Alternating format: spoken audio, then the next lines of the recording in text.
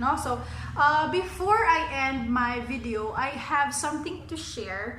This is connected with what I've said a while ago, that our parents are obligated to provide for the family and to guide or to raise our children, to raise the children. So that is why parenthood is very, very important for you to be ready before you go into that kind of level in your life. It's because you need to think first if you're financially stable to have a family of your own, because remember, you are obliged by the law to provide for your family, for your children most specifically.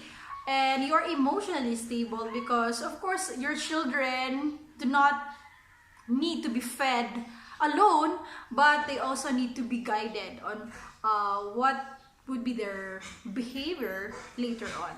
So this poem that I'm going to share to you is entitled On Children. It was written by Khalil Gibran, and this was shared to us by my former teacher before, Ma'am Evangeline Simon, when I was still studying as a 4th year student in Davao del Norte State College Lab School. Hi ma'am, I miss you so much, and of course all the wisdom from you. Before I wasn't able to really grasp on the message of this poem. It's because it's quite controversial during the time, and we were young and quite close-minded during that time. But now that I got older, I understood the message and the concept behind this poem. So let me read this to you first.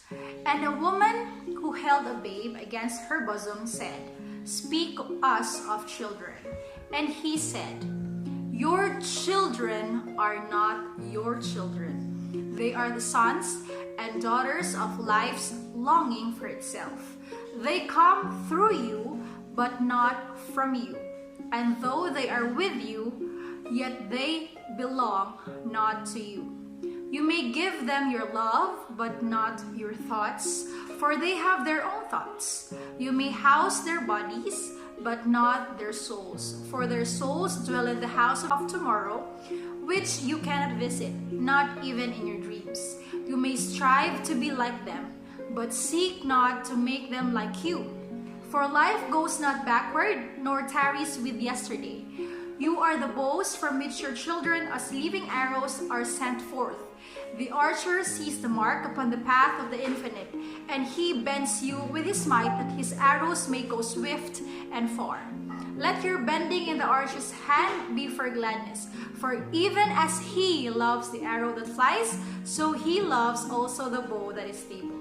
So let us go back, and the whole concept or the whole message of this poem is simply on the 3rd line. Your children are not your children.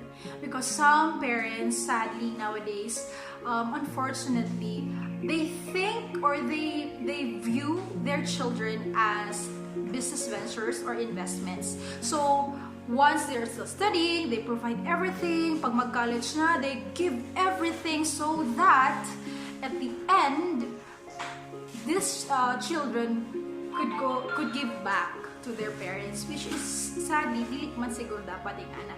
You choose to give this child a better future because you want this child to have a good future for her, ahead of her. Diba? Kaya gusto nimo nga siya kaya na niya ang iyang own even if you're not around anymore.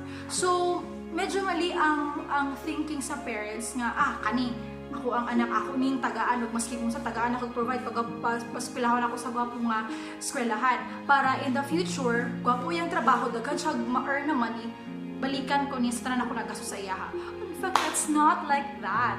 Dapat dili ang taing anak. Kay gusto nimo, ang dapat atong mentality as parents is, tagaan ako future, gwapo nga future akong anak, paskulawan ako sa gwapo nga eskwelahan para pagwa maski wala nako, pakaya na niya ang iyang kaugalingon. And the same thing that she will do to her or his future children. So siguro yan, dili na to siya himuon nga piggyback ang ato ang anak nga hulugan na to hinay-hinay o kwarta, tapos pag mapuno na, pag ma-serve na yung purpose, atong buakon niya, atong kuhaon og balik, ang sama atong gibutang. So ana ako ang thought about this, no? They are sons and daughters of lives longing for itself. So children are not really the possessions of the parents, but they belong to life itself. They may come through you because of course we cannot reproduce or we cannot produce children without the parents, but they just come through you because that means the parents become instruments of life's purpose. What is life's purpose? For something to be reproduced and of course have their own thoughts and have their own souls, no? Ang gingon diri, you may give them your love, but not your thoughts. So we can love our children as much as we could, but we cannot control their mind. We cannot force them to be like us, or we cannot force them to have our own thoughts, to be their thoughts. It's because they should have their own thought. They should have their own character, their own attitude and behavior. Yes, parents could guide them, but we cannot or you cannot control them. It's because if that would happen, you're just going to make carbon copies of yourself. Diba? You're just going to like clone yourself and make carbon copies of you. And if you make the same mistakes and they have your own thoughts, possibly these children are going to make the same mistakes as you did, because you did not give them a new thought, or you did not give them a new time, or their own time to discover themselves of who they really are, because you keep on controlling them. So you may house their bodies but not their souls. Never.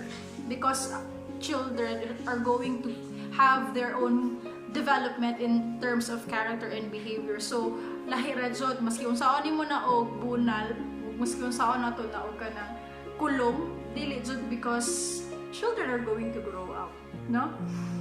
And then for their souls dwell in the house of tomorrow. So gani ko nga, we cannot make carbon copies of ourselves for parents, no? Kay kung ato nang buhaton, murag magbalik-balik lang ang past, no? And life doesn't go backward, but it goes forward, diba? Dili siya pwede nga magkunaon lang ka sa yesterday, but we need to think about the future, and that is where our children are headed to the future, to tomorrow. Okay, you may strive to be like them, but seek not to make them like you. Told you, do not make carbon copies of yourself out of your children. All right, so now that is the last line. There are three things which are representative of three main characters in our life. We have the bow, the arrow, and the archer. So the bow is our parents, the arrow is of course the children, and the archer is God, or if you do not believe in God, whatever you believe in. No, so mo na siya. So the archer sees the infinite path where the arrow is headed. Kabalo siya kung ahta padulong. No, so unsa ang ginabuhat niya? Iyahang ginabend ang bow, ang parents, ginabend niya ang bow, ang ato ang parents, para atong parents ang mugayad sa ato kung ahat gyud ta padulong sa katong target nga gina-aim sa archer. So in simpler terms, God knows where we are headed to.